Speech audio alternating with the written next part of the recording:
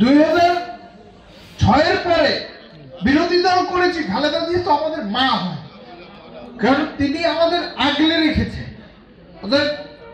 তার বিষয় তো আসলে বলার কিছু নাই, তার ব্যাপারটা একটু আবেগের আমাদের কাছে। আমরা যেরকম গণতন্ত্র মুক্তি করার জন্য আন্দোলন করেছি, আমরা একটা বিষয়ে সবসময় আমাদের ভিতরে কাজ করতো যে দেশমাতা বৃদ্ধ দেশমাতাকে মুক্ত করতে পারবো কিনা।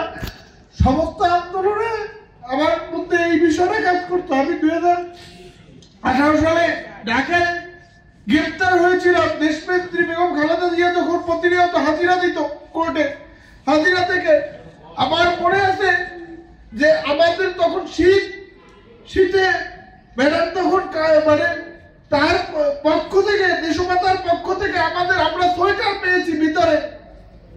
তিনি যে মা, তার যে স্নেহ এই জাতির প্রতি। বাংলাদেশে একমাত্র জীবিত ইতিহাস দেশমাতা বেগম খালেদা জিয়া, যার স্বাধীনতা যুদ্ধ থেকে বাংলাদেশের সকল আন্দোলনে তার ভূমিকা আছে। তার জন্য দোয়া চাই আপনাদের কাছে, কারণ আমার সমস্ত জীবনে একটি স্বপ্ন ছিল যে দেশমাতা বেগম খালেদা জিয়ার সাথে একটা ছবি তুলব। হয়তো সেই স্বপ্ন আল্লাহ রাব্বুল আলামিন জানেন তার কাছে গিয়ে একটি ছবি তোলার স্বপ্ন পূরণ হবে কিনা। কিন্তু আল্লাহর কাছে দোয়া চাই, আপনাদের সবার কাছে দোয়া চাই। কোনো বক্তব্য আছে আজকে বাংলাদেশে সবচেয়ে যদি বলেন যে বাংলাদেশে সবচেয়ে নির্যাতিত ব্যক্তিকে, সবচেয়ে মজলুম ব্যক্তি হচ্ছে দেশমাতা বেগম খালেদা জিয়া।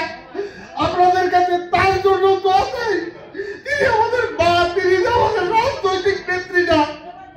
আপনারা আমাদের মায়ের জন্য দোয়া করবেন। আর কিছু বলার নেই, কোনো ওইরকম বক্তব্য দেওয়ার নেই। ভালো থাকবেন সবাই।